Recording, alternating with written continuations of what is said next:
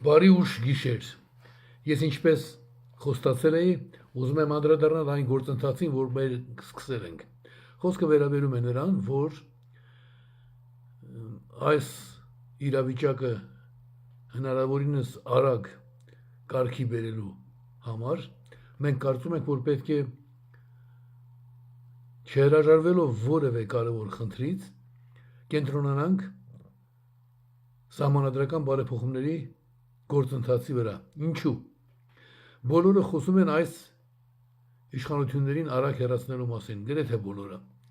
Եվ կարծում են, թե պետք է այդ ուղղությամբ ճիգեր գործադրել։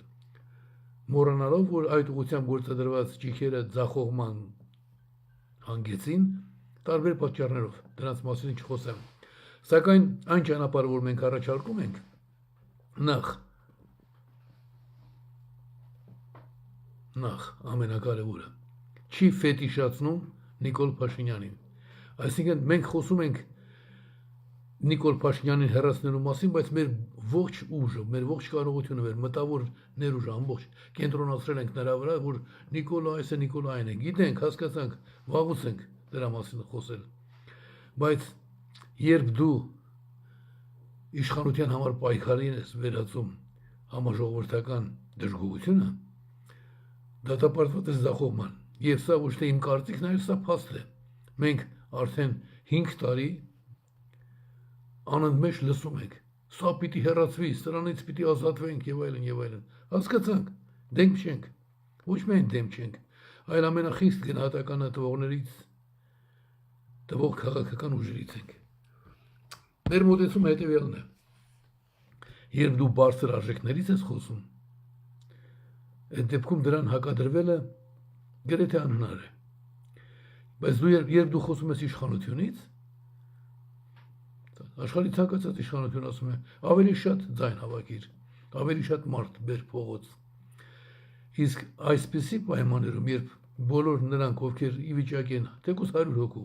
փողոց հրավիրել, դրանք իրար դեմ են մրցում, որովհետև նրանց ուշադրության կիզակետում իշխանությունն է, այսինքն բարդ վիճակ է։ Այդ ուժերը, եթե իմի են գալիս Նիկոլին հեռացնելու գաղափարի շուրջ, եթե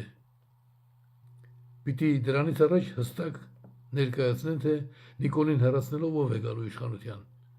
այլապես միաբանություն չի ստեղծվի, ու այդտեղից էլ սկսում է պառակտումը, ու դա օգտագործվում է։ Մենք որոշեցինք մի ռազմավարական նշանության, քաղաքակրթական կարևորության ծրագիր ներկայացնել մեր ժողովրդին, ծրագիր, որը լուծում է նաև իշխանության այդ անարդար, իրեն չարդարացրած իշխանությունների հեռացման հարցը։ Որովհետև եթե դու խոսում ես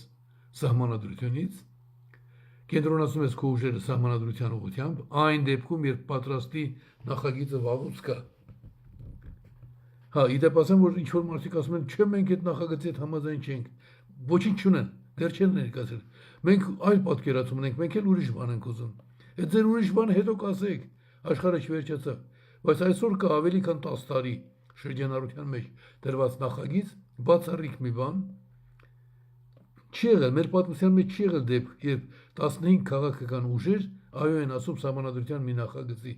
որը դեռ չի գործում։ Հիմա դա կա։ Եվ անունն էլ բացարձակ ժողովրդավարություն, սկզբունքները խտրականություն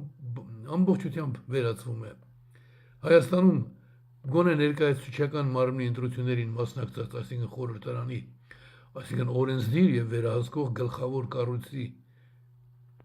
ընտրություններին մասնակցած բոլոր քաղաքացիները մտնում են խորհրդարան։ Ուրեմն հիմնականը դա է, որ խտրականություն չկա, մասնակցել ես ընտրությանը, վերջ, քո ձայնը երևալու է խորհրդարանում։ Եթե քո ձայնը չի երևում, ուրիշ մի քաղաքացուն երևում է, նշանակում է խտրականություն է տեղի ունեցել, նշանակում է խախտվել է սահմանադրության, բոլորը հավասար են օրենքի առաջ, կամ բոլորը իրավահավասար են դրույթը։ Հիմա մենք լուծումը գտել ենք։ Եվ առաջարկը հետևյալն է, քանի որ Նիկոլ Փաշինյանը մեր ճնշմամբ ժամանակին ընդունել է սահմանադրություն բարեփոխելու պահանջը, Իդեպ ինքը իշխանության էր եկել Մերժի Սերժին կարգախոսով, որ նշանակում էր Մերժիր այն սահմանադրությունը, որով Սերժ Սարգսյանը եկել է իշխանության։ Մենք միանգամից անցնեմ բուն նյութին, մեր բազմաթիվ քննարկումները հանգեցրին նրան, որ այս ծրագիրը հանրությանը ներկայացնելու նպատակով ազգային ինքնորոշում միավորման այն գլխավոր քարտուղար Մանյա Այվազյանը մի ուղերձ հղեց բոլոր կուսակցություններին։ Նախ ասեմ, թե հիշեցնեմ պարզապես, ցանկացած քաղաքական ուժ, ցանկացած ազգային գործիչ կարող է ուղերձ հղել, բայց ԱԻՄ-ը երկու օր առաջ նաև մի վավերագրական նյութ շրջանառության մեջ դրվեց, սկսած Լևոն Տեր-Պետրոսյանից, նկատի ունեմ Հայաստանի պաշտոնական համակարգում, հետո մյուս իշխանավորները նշում են, որ իրենք բոլորը ծագում են ԱՄԿ-ից։ Ես ԱՄԿ ղեկավարն եմ եղել 1968 թվականից։ Պատկերացրեք մի պահ։ Այսինքն դեռ 50 տարի առաջ ես եղել եմ ԱՄԿ-ԱԻՄ ղեկավարը։ Ինչևէ, շարունակությունը։ Ուրեմն ԱԻՄ-ը բոլորը իրավունք ունեն, բայց ԱԻՄ-ը այս հարցում բացառիկ արտոնյալ վիճակում է սովետական միության առաջին, նաև ամբողջ կայսրության քաղաքական այլընտրանքային կազմակերպությունը, սովետական միության տարիներին գործած միակ կազմակերպությունը, որին անդամակցել են բոլոր ազգերի, նաև ռուսների սկզբունքային քաղաքական կառավարողները, այլախոհական ուժերը, բոլորը։ Հիմա այդ ԱԻՄ-ը, այն ԱԻՄ-ը, որը ժամանակին ասպարեզ էր իջել անկախության ծրագրով, ինքնորոշման ծրագրով, այդ ԱԻՄ-ը այսօր ուղերձ է եղել իդեմս իր գլխավոր քարտուղարի։ Հիմա այդ ուղերձը բաժանված է բոլոր քաղաքական ուժերին, եթե որևէ քաղաքական ուժ չի ստացել, խնդրում ենք տեղեկացնել ԱԻՄ պատասխանատվներին կամ անձամբ ինձ, եւ մենք այդ սխալը արագ կողենք։ Նպատակը մեկն է՝ ստեղծել սահմանադրական դաշինք, որը զբաղվելու է առաջին նրանք, ովքեր լավ ծանոթ չեն բացարձակ ժողովրդավարության սկզբունքների հիման վրա պատրաստված սահմանադրության հիմնադրույթներին, ընդամենը մի քանի օրվա ընթացքում նրանց կարելի է այդ հնարավորությունը տալ, նրանք, ովքեր կուզեն մասնավոր քննարկումներ անցկացնել, նույնպես տեղի կունենա։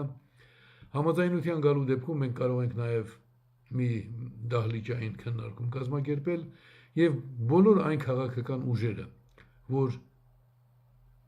համախոհ կլինեն այդ հարցում, բացարձակ ժողովրդավարությունը շուտապույտ կերպով կյանքի կոչելու հարցով, այդ ուժերը միավորված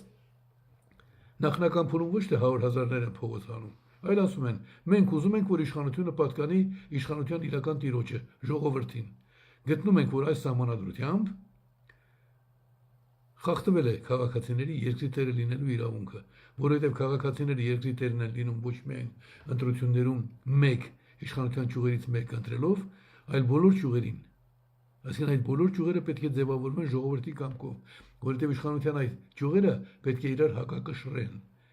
Երբ դու ընդհանրապես խորհրդարան ես ընտրում, այսինքն խորհրդարանական համակարգին ես տալիս կարևորություն, այդ խորհրդարանը ինչ ուզում անում է։ Հետո ինքը նշանակում է գործադիրի, նրա հետ թիմ է կազմում եւ հակակշիռներ չկան։ Էլ չեմ խոսում այն բանի մասին, որ քաղաքացիները խտրականության են ենթարկվում։ Հիմա այդ տեսական մասը բաց թողնենք, հերթականությունը պատկերացրեք։ Համախմբվեցին հայաստանյան ոչ թե 15 քաղաքական ուժեր, այլ բոլորը։ Բոլոր նրանք, ովքեր որ կողմ են, որ քաղաքացին լինի երկրի տերը։ Միասնականորեն հնչեցնում ենք հետևյալ գաղափարը. 5 տարուց ավելի գործում է սահմանադրական բարեփոխումների հանձնաժողով, 2-3 անգամ նրա կազմը վերանայվել է, նպատակները վերջում փոխվել են, բայց դեռևս ոչ մի արդյունք չկա։ Մարդկության պատմության այսպիսի դեպքեր հայտնի չեն, երբ օրվա իշխանությունները սահմանադրական բարեփոխումներ են նախաձեռնում, ժամկետներ են նշում, չեն կատարում եւ մնում են անպատիժ։ Հասկանում եք, իրենք ժամկետներ են նշում, չեն կատարում խոստացած գործը, ծախսում են հսկայական միջոցներ, հսկայական 500 միլիոն դրամը, կարծում եմ, որ փոքր միջոց չեք համարում։ Եվ հետո էլ վերջում ասում են, չէ, բարեփոխում չենք անում, նոր սահմանադրություն ենք ընդունելու։ Ինչի համար են ընդունում նոր սահմանադրությունը։ Ինչ կարևոր խնդիրներ կան, որոնք լուծված չեն հին տարբերակներում, որ հիմա էլ հարցից է։ Դրա մասին չի խոսում։ Ընդհանրապես սահմանադրական որևէ գործընթաց սկսելուց առաջ ազդարարվում է։ Օրինակ 98 թվականին ես ազդարարեցի նախագահը իրավունք ունի պարլամենտը արձակելու։ Հետևաբար պետք է լինեն սահմանադրական բարեփոխումներ։ Աշխարհում մեկ սփռված հայերը իրավունք ունեն լինելու նաև Հայաստանի քաղաքացի։ Հետևաբար սահմանադրական բարեփոխում է պետք։ Պարլամենտը պետք է իրավունք ունենա որոշումներ ընդունել ոչ միայն կառավարության գործունեության վերաբերյալ, այլ ընդհանրապես։ Այսինքն ես նախապես դրանք ասացի, ել չեմ խոսում սահմանադրական դատարանի մատչելիության մասին, մարդու իրավունքների պաշտպանի կառույցի ստեղծման մասին։ Շատ բաներ։ Նախապես դրանք ասում ես, հետևաբար խոսում ես սահմանադրական բարեփոխումների մասին։ Այս անմակարդակները, անգրագետները խոսում են նախ հայեցակարգ պիտի լինի, որ դու խոսես բարեփոխումների մասին։ Իսկ դու բարձում ես հայեցակարգ էլ չունես, անգամ բարեփոխում կատարել, թե նոր սահմանադրություն, անգամ դրա պատկերացումը չունենալով ասպարեզ են իջել։ Ինչևէ, քննադատականի մասին չի խոսքը։ Երբ մենք ներկայացնում ենք ազգովի ներկայանում ենք, այսինքն բոլոր քաղաքական ուժերը, ռուսամետն ու եվրոպամետը, բոլորը մի հարցում տարակարծիք չեն, չէ՞ որ իշխանությունը պետք է պատկանի ժողովրդին։ Եթե սրիկա ես, ասում ես իշխանությունը պետք է ինձ պատկանի։ Եթե մարդ ես եւ ուզում ես ապրել սահմանադրական Հայաստանում, ասում ես իշխանությունը պիտի պատկանի քաղաքացիներին։ Իսկ դա պիտի արվի սահմանադրության միջոցով, ուրեմն դա սահմանադրությամբ պետք է ամրագրվի։ Հիմա դա ունենք, պատրաստ է, այդտեղ կասկած չկա, այսինքն տարակարծություն չկա։ Բայց եթե կան մարդիկ, որ չասեմ մեծամիտ են,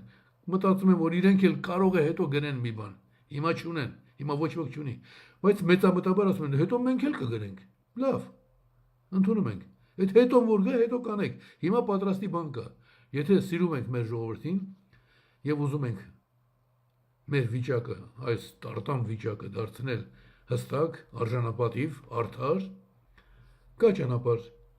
Նախ երկիրը դարձնում են քաղաքացիներին, հետո քաղաքացին ում կորոշի նա էլ կլինի գործադիրի ղեկավարը,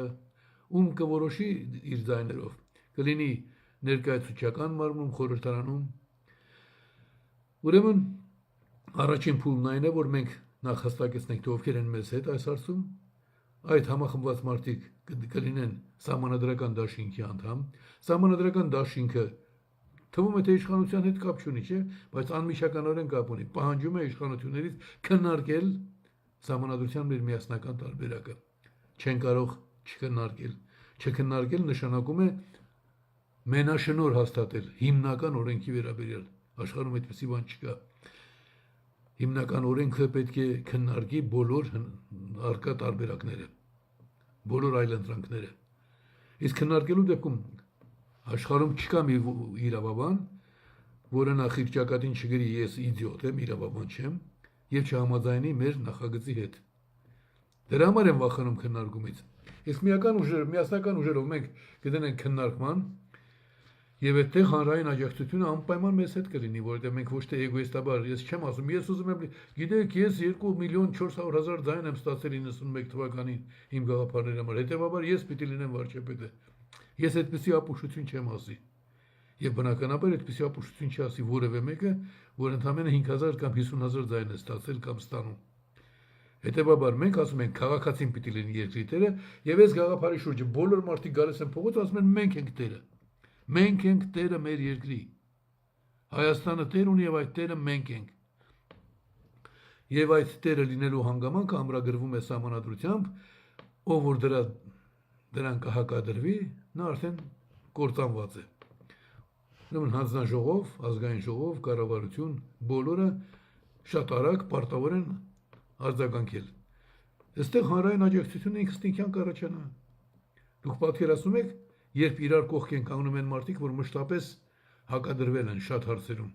Ասում են, այդ ինչ հարցերում որ հակադրվել ենք, դնում ենք մի կողմ։ Հիմա մենք բոլորս միասին զբաղվում ենք ամենակարևոր հարցով՝ քաղաքացուն երկրի տերը դարձնելու խնդրով։ Ես իմ էջում հրապարակել եմ Այմ գլխավոր քարտուղար Մանյա Այվազյանի ուղերձը բոլոր կուսակցություններին։ Հետևաբար մանրամասները ես չեմ ներկայացնի, բայց վերջնահատվածը, որը վերաբերում է մեր անելիքներին, ուզում եմ ընթերցել բառացիորեն։ Այս իրավիճակում հրատապ է դառնում սահմանադրության բարեփոխումը։ Գործը հեշտանում է նրանով, որ արդեն ստեղծված է եւ 5 տարի պետական հարկատուների միջոցների հսկայական վատմամբ անպտուղ գործում է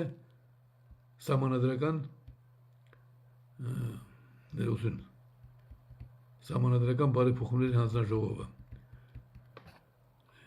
Եթե հուսամ ներողամիտ կլինեք, չէ՞, որովհետեւ մենք աշխատում ենք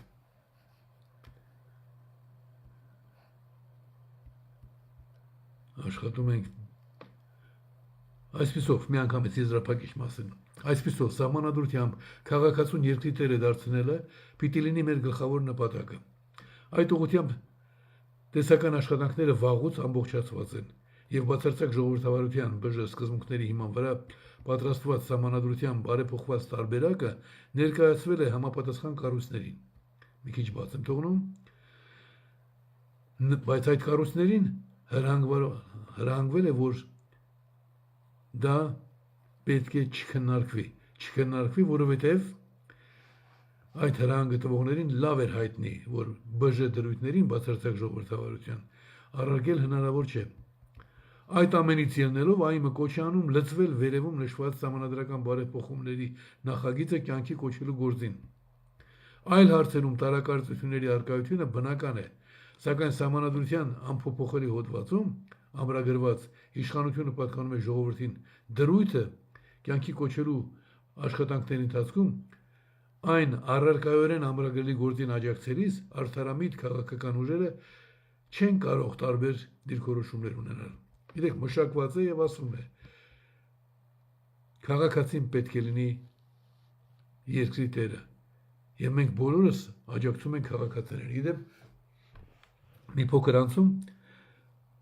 18-րդ դարում 18-րդ դարի վերջին ֆրանսիական հեղափոխությունը ընդունեց հռչակագիր մարդու եւ քաղաքացիների իրավունքների մասին, եւ այդ հռչակագրի երկրորդ կետում ասված է, որ բոլոր քաղաքական միավորումների հիմնական նպատակն է մարդու իրավունքների պաշտպանությունը։ Մեր առաջարկած սահմանադրության մեջ քաղաքացիների երկրի կառավարման տերը լինելու իրավունքն է ամրագրվում եւ ամրագրվում է շատ առարկայորեն։ Մեր համոզմամբ այս ոլորտում մեր համագործակցությունն է ազգային կյանքը շուտապույտ բարելավելու ամենակարճ ճանապարհը։ Սպասում ենք ձեր արձագանքներին, ԱԻՄ գլխավոր քարտուղար Մանյա Այվազյան։ Դե գլխավոր քարտուղարը իր այս ուղերձը կազմելիս հենվել է ԱԻՄ նախագահության կարծիքի վրա, բայց անգամ դա կարևոր չի։ Նախնական փուլում հիշում եք, ես անհատապես էի հանդես գալիս, որպեսզի բոլոր անհատ քաղաքացիները իրենց զգան գործընկերոջ կարգավիճակում։ Հիմա արդեն նաև որպես քաղաքական ուժ ենք դիմել եւ սպասում ենք արձագանքներին, արդեն դրական արձագանքներ կան զգալի քանակությամբ եւ սա նաև դառնալու է լակմուսի թղթի պես մի բան։ Դուք ուզում եք իշխանության ինքներդ գալ, թե դուք ուզում եք ունենալ լավ Հայաստան։ Լավ Հայաստանը դա քաղաքացիներին պատկանող իշխանությունն է։ Եզրափակիչ մասում Մանյա Այվազյանի ուղերձի post-scriptum հատվածում ասված է. Սահմանադրական բարեփոխումների հանրաքվեով նաև խաղաղ իշխանափոխության հնարավորություն է ստեղծվում, որովհետև որպես կանոն սահմանադրության նոր տարբերակի ընդունմանը հաջորդում են նոր ընտրություններ։ Սա բոլորս գիտենք։ Այնպես որ նրանք, ովքեր որ միայն իշխանափոխություն են ուզում, թեկուզ իրենք իրենց նկատի ունենալով, իրենց համար այդ հնարավորությունն է տրվում։ Սահմանադրության շատ արագ հանրաքվեից հետո նույնպես շատ արագ պիտի լինեն ընտրություններ վարչապետի, ազգային ժողովի, իդեպ մեր տարբերակում հանրապետության նախագահը դառնում են բոլոր քաղաքացիները։ Այդ պաշտոնը վերացվում է։ Մեր պետական համակարգը ավելորդ կառույցների պետք չունի։ Այստեղ ինչի մասին այսօր ցերեկը խոստացել էի խոսել, սպասում ենք պատասխանի, առաջիկայում կներկայացնենք, թե ինչ ընթացք է ստանում այս ամենը։ Եվ թող Աստծո աչքը մեզնից անպակաս լինի։